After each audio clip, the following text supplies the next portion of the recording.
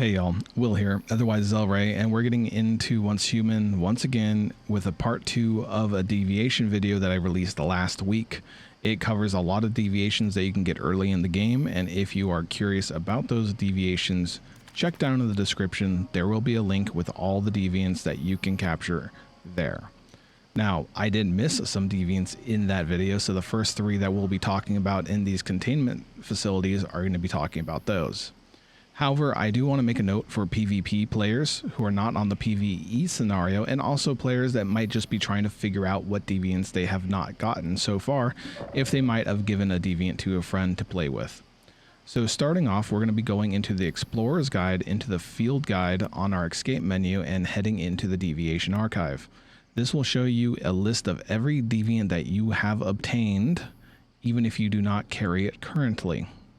If you go down to the very bottom, you're going to see these marks here. We have 6 that are unknown. Now, the funny thing is that on my list that I'm about to show you for the server, there are only 3 unknowns that I can find. So there are 3 more unknowns, and I'm going to guess that those are going to be the PvP deviants.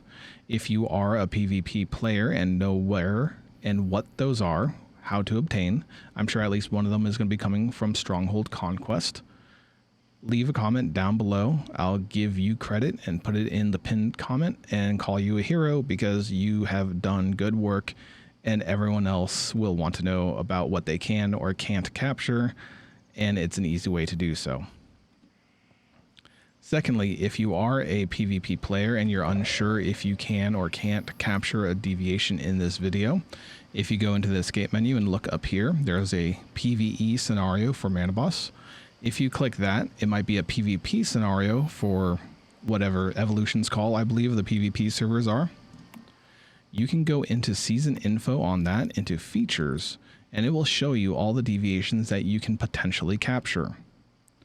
With this, and in this list, there are 3 deviations that I do not have at all yet. I have a very good assumption where 2 are, but I am completely clueless about the 3rd. So going down this list, we're going to have the Hug in a Bowl. This was a common drop in the beta. However, now no one knows how it spawns. I have my own hunches, but I'm not going to let anyone know because I don't want to lead people astray and down a wrong path. But if I do find it, I will definitely let everyone know. And if someone else finds it first, I'm sure that I will try my best to get that information out to you guys. Secondly, we're going to have Rebecca. Rebecca previously dropped in Leah Labs, which is now a pro mode dungeon / raid, I would call it. However, it unlocks in phase 4, and currently we're finishing up phase 2, which means we have about a week to wait before we're ever going to see Rebecca, unfortunately, unless something has changed. And if it has, I'll definitely pin that comment too and let people know that my memory wasn't faulty, but things have changed. Thirdly, we're going to have the Nutcracker. The Nutcracker dropped from Men's Devorin, which was a later boss in the game that also unlocks in phase 4. So on PvE servers, if it's not listed in the comments below with a full description, we're waiting on those specific ones. On PvP servers, there should be 3 other ones that I do not see that you probably can see. Okay, with all that mess out of the way, let's get started into the actual video. And I wanted to start with the Pyro Dino because I missed the Pyro Dino previously. Location-wise, if you go to Gray Water, it's the 3rd camp in the game. And you look to the northwest, you see Silo Phi. Not only does the Pyro Dino drop here at a chance, but also the Shephosaurus Rex. When I first did this, I did not understand that deviants could have a split drop, so I didn't look and investigate any further, yet I was wrong. So, if you're looking for Pyro Dino, Silo Phi, you have a chance of having it drop, and then getting into what the Pyro Dino does. When you look at the autonomous attack, you're going to see that when this Pyro Dino attacks, it increases the target's blaze damage received by almost 20%. That means it's increasing your damage if it is blaze damage by 20%, which is a pretty big buff. Also, when this Dino attacks targets affected by burn, it causes an additional explosion. So it's like a double attack. So if you are playing a burn build with the Boom Boom or the Crank, this is probably going to be best in slot for you. And you'll be seeing people playing with a Dino when they're playing with a burn build. Next on the list is the Grumpy Bulb. Now this Grumpy Bulb has no location technically because you find them in your base. And why I didn't do a video on it previously is I do not like gardening without automated lights and water. When you have those things and you can see it in the background with the Growshroom doing the gardening, you can find these at chance much easier because you're not trying to convolute daytime, nighttime, how much water, what type of water, and all that. Grumpy bulbs come from deviated onions. So when you are growing an onion and you have a chance of it becoming deviated, when it is deviated, it has a chance to be a grumpy bulb. Now, the grumpy bulb has two different attacks here. One is when it's thrown, it deals AoE status damage and also causes aggro issues, aka everyone attacks each other. And this is shown through the fact that this bulb cannot move, but it continuously attracts the aggro of nearby hostile targets. So this is a damage reducer, or get these things away from me, like a oh no button for your character if you need to use that in any sort of situation. But it is a combat deviant as well. On to the Growshroom, and you can see the Growshroom in the background right there tending to my garden. How you receive the Growshroom now is a little bit easier than it was previously. You can pick mushrooms at a chance in the wild and have a Growshroom appear. The two best places to do that, let's see if I can remember exactly where they were here, are down in the Delta, what is this called? Broken Delta. And there is a teleportation tower. Say if you take Mayor's Market here and you go to the teleportation tower northwest, you can follow this train track and there's a ton of mushrooms along there. You have a chance of finding it there. And down right here near the Sunbury Middle School is these holes that kind of drop you into this magical spring, and they have a ton of mushrooms there for you to collect as well. There is a later area where you can collect a lot of mushrooms. However, it is surrounded by bears, which is over in Chalk Peak, and it is this mountain, and you can see the holes in that mountain as well. However, be warned, if you're not a high level or don't have good gear, those bears can and absolutely will destroy you. However, they are also a wonderful source of rawhide and meat, especially if you want spoiled food for fertilizer. So the other way of getting the Growshroom is what I did, which is just like the Grumpy Bulb. You grow mushrooms, and if they grow into deviated mushrooms, they have a chance at spawning as a Growshroom. So those are the two ways to get Growshroom. Now, what does Growshroom do? It's a territory deviant that automatically plants seeds that are in the topmost box. You get to choose the seed, so make sure you have ample seeds for them to use, and they'll harvest everything that needs to be harvested when it is ready to be harvested. And you can grab it just by hitting Claim All. So, a wonderful gardening deviant. If you wanted to plant two different types of plants, you need to have two Growshrooms with two different types of seeds. You can only give them one type of seed. That's very important to know. On to the next. We have the K9 Skull, or the Lone Wolf's Whisper. But K9 Skull is what it is in your inventory. Where you obtain the K9 Skull is at the current final boss we have fought, which is over in Chalk Peak, right here at the Monolith of Thirst, west of Tall Grass. In the story will bring you over to that boss area. So follow the story and you'll be able to obtain your own K9 Skull. With the K9 Skull, it is a very cool pet, and I have used the K9 Skull quite often because I am a weapon damage build with shrapnel right now. with the last Valor. And if you look at how the Canine Skull works, let's read it. Attacks enemy targets and attracts the aggro from nearby enemies. When a target dies, it spawns a clone. It also increases weapon damage received by the attack target by 21.6%. So when you have bounce, shrapnel, those types of builds, they are focused around weapon damage compared to burn, power surge, frost vortex, explosive shots. What's that blast ability called? What the Jaws does specifically. Explosive bomber, excuse me. Those are all elemental or status damage builds. When you have weapon damage builds, being the bounce or the shrapnel, this Lone Wolf's Whisper becomes almost best in slot for you because of the increase in damage that it gives you.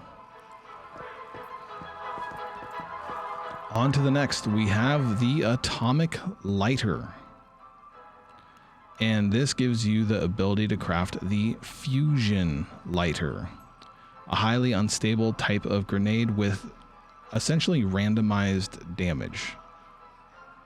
It's actually kind of fun. It's easy to make. It does good damage if you are a psi intensity build that has ramped your psi intensity. 650% psi intensity is a lot, and then it's subjected afterwards to a base multiplier to make it do even more damage. This comes from a silo, and the silo in question is going to be down near the bottom of the map in Chalk Peak at silo EX1. So silo EX1, which is just south of the Rotten Saddle, or almost southwest south of Tall Grass Inn, but way down, you can get your own Atomic Lighter. Going on to the Enchanted Cat and also Dr. Teddy, this is a very similar situation that we ran into with Chefosaurus Rex, and also Pyro Dino is they spawn from the same location. It is another silo, and the silo is right above Leah Labs, or the HP Evolution Institute, which if you have Blackfell unlocked, the 5th town, you can go along the road almost and end up at Silo Theta. You had to go into the seepage zone. There's a little puzzle to spawn the boss, and when you do that, you have the chance at the Enchanted Void much more often than the Dr. Teddy. I've heard this might be reversed in PvP servers. So if you are in a PvP server, you might get Dr. Teddy more often, and try your hardest to find the Enchanted Void. Going into the Enchanted Void, this is a combat deviant that turns into a panther when activated, and it automatically attacks hostile targets, and it increases the melee damage taken by targets as well for the next 20 seconds. However, it can also assist in combat by increasing your own movement speed by 10%, only when you're holding a melee weapon, and also recover 10% of your max HP every time you hit a target with a melee weapon. So this is a melee-oriented build for when you don't want to use ammunition. However, I don't know how proper a build like that would be. If someone has made a melee build that takes down bosses, please let me know. But I know a lot of bosses cannot be touched by melee at the same time. Going on to Dr. Teddy, we're going to be also getting them from the same place as the Enchanted Void. As I said, if you skipped to this part of the video, that's Silo Theta from the seepage zone. However, Dr. Teddy is a combat support deviant, and simply enough, he'll run around with a giant needle and either recover 50% of anyone ally's health by 50%. So it doesn't have to be on your team. It could just be running around and helping everyone out. And if someone has fallen into the down but not out phase, Dr. Teddy can revive them back up to their feet immediately. This isn't like a slow, I'm healing you, you're going to get back up. No, they stab a needle right in your ass and up you go. You're ready to go. It's quite nice if you need something like that, because you're finding that people are going down a lot more so than they need to. So we are going through most of the deviants. Now we have a few other mentions as well. So we're going to start with the Mini Wonder. The Mini Wonder is a deviant that can absorb bullets within a certain radius of itself. So you would spawn it on your feet essentially. And as it does so, it automatically reloads your weapon's magazine from your inventory. So you do not need to reload as much or at all when you have the Mini Wonder active. Not only that, but it will cause a absorption zone so you don't get shot by bullets as well. You can also have the Mini Wonder buff an ally instead of work for yourself. I doubt that it will actually help both of you, but one or the other. I haven't practiced with it yet. I just haven't needed the extra defense that this offers, and reloading is not a problem of mine. Where you can find the Mini Wonder is, it's part of a quest from Low in the 5th town as well. That should be what I said originally. You pick up the quest from Low in the 5th town, and then you get led here, and it's hard to get to. You had to go up and over things and into a dark corner, and you'll find the Mini Wonder. But it's in the Forsaken Monolith teleportation tower after you pick up the quest from Low. But that's the Mini Wonder for you. And now on to the Orb Lightning. Now, when I first saw the Orb Lightning, I thought this was going to be great. It's a crafting deviant, and it allows you to craft Lightning Bottle, which is used to enhance turrets, drones, and portable machine gun towers, increasing their damage, but also giving them a chance to trigger Power Surge. However, the problem is that it only lasts 15 seconds, and that does not seem very useful. But having this cool mechanic techno build with this in it does. If this lasted for 30 or 45 seconds, I think this would have been an amazing deviant, but I have not felt how strong it can be myself. Where you find that lightning orb is in a dead monolith, which is in Chalk Peak. So we have the tall grass in there. You do not go to the Monolith of Thirst. That is incorrect. There is another, you can see the shape of the monolith right there. This is at the teleportation tower nearby Silo Alpha. This is the Alpha Institute. If you go into the bottom of the dead monolith at the Alpha Institute, you can find the lightning orb. I think there are a couple other locations for the lightning orb, and I do believe one is way up here near White Cliff, and there's probably a couple others, but definitely at the Alpha Institute in the bottom of the dead monolith, you can find the lightning orb. We're on to the Snow Globe. The Snow Globe allows you to craft a snowball. This applies slowdown to targets when hit, and if you hit them 3 times, you can freeze the target for 3 seconds.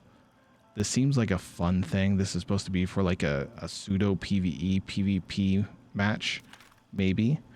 It might be able to be used rather on enemies as well, but it seems like it takes so much time for it to be used as a tactical item that it feels a little bit strange. So that's what the Snow Globe does. And if you're wondering how to get the Snow Globe, it is a chance drop, I believe. It might be a non-conditional drop as well, because we got it on our first go of Silo Psi. Silo Psi is southwest of Blackfell, underneath 73 Source Extraction Point. You can take this teleportation tower and get there. However, if you are in Chalk Peak, you can also come up from the south and reach the same point. The final 2 deviants will come from the same location. No, I'm going to actually change my mind on that.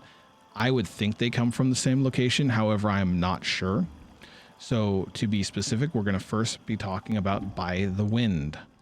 And By the Wind comes from Prime Wars for sure, and I think from a specific boss within Prime Wars. That means that if this is the case, this is a PvE exclusive Deviant. You cannot get this in PvP. PvP servers do not have Prime Wars. They have Stronghold Conquest instead. Okay? Just wanted to put that out there. By the Wind is probably one of the coolest looking deviants I find because of its silhouette human form. And it deals with giving you gravity lifts and also increasing your movement speed, jump speed, becoming immune to fall damage, and staggers. It allows you to, it feels like reload faster as well. So it has a lot of benefits. And where I have found By the Wind was from the third chest. So Prime Wars, how they work, and I'll be getting into this in a future video real soon because like Prime Wars are going to be a big thing for PvE servers, is that the Winding Ridge Frontier. This is where you can start a Prime War on easy. There's going to be multiple difficulties of these, and we might find more deviants potentially from these. However, when you go into details, you can see that my highest rating in this Prime War is 1400. You can get much higher than that, yet you can also get much lower. To get 1,000 points is the goal. You need to get this Stardust Advent chest, which is number 3, and open it with, I believe, a controller. If you open it with a controller, this is where I got my By the Wind. So that gives you a clue. Also, if you are a PvE player, realize that doing these, the first clear gives you 800 Star Chrome, which is pretty huge. Going on to the last deviant that I have found, and I think the last one for phase 2 is the Atomic Snail. The Atomic Snail is actually a very cool deviant and allows you to craft a recipe for Arrow Leap. The Arrow Leap allows you to roll while in midair, which causes you to do this little burst of dash or running in midair. It's kind of neat. So you can jump to your max height and then push yourself roughly a character's height away in a horizontal direction. So you can kind of, it allows you to do more jump puzzles or get over things a little bit easier so you don't have to run around, especially if you pair this with spring legs from the Frog the Leaper, which I covered in the last video. It's easy to make. It's not hard. That's the Atomic Snail for you. I've gotten multiple Atomic Snails, and this is also why I am saying that Atomic Snail and By the Wind may drop from different locations. However, they may be specific as well. So we know By the Wind drops for sure from the Winding Ridge. However, the Atomic Snail I had dropped from Quicksand Ruins and also Stinger's Cove. These are both easy Prime Wars, and if you go into details, you can see that I achieved a rating of 1,000. I got the third chest, and I specifically opened these with a controller. I do not know if without a controller you can get a deviant out of these chests. It may not work, so if you're going for the deviant, use a controller. If someone hasn't used a controller and gets a deviant, leave it in the comments down below because I am unsure of how these work. So in finality, there's 3 easy Prime Wars. They could all drop either deviant. However, I just know that I got the Atomic Snails from the top 2, and I got the By the Wind from the bottom 1. This may change. It may be different for everyone else, yet that's the best info that I can give you to guide what's going on. And with that, that's all the deviants that I've covered here. It's not as long of a video as the last one, and I was a little bit more organized, fortunately. And right now I have the By the Wind in my backpack, and if you wanted to check out what the By the Wind does, it gives you a gravity lift, which you can see I'm over here. I can use it, you know, I can run around with it a little bit. And also it allows me to reload a lot faster than I'm used to with the Last Valor. And it lasts for a little bit of time as well. So that's the By the Wind. And also look how cool the By the Wind is. Oh, there it goes. But it's one of the more cool looking deviants I've found. And I mean, I've enjoyed collecting deviants all since the betas, so it's unfortunate that I can't find a way to get into the PvP servers on this character because I really want one main character and I don't want to make multiple characters. Yet, Deviant collection is a big thing, so coming up in further seasons, I do hope to see ways to contain Deviants in a showroom in Eternal Lands, and also bring my collections back to Eternal Lands for a way to show off all the Deviants that the game has to provide in the future as the game continues to develop. And as for another video I want to do is a house video. I finally finished my own house in this game. I have a nice little bar for myself with a kitchen. You know, I made it look like it was lived in a little bit, and I have a feeling that people are having trouble with wiring and a few other things with houses that I think would help you guys out. So thank you again for listening through this whole video. If you did, I definitely appreciate it. There's more videos to come. I'm trying to bring you good information that has been well thought through and also vetted. And this one took me a while because of this darn lady right here. That by the wind took me so long to get.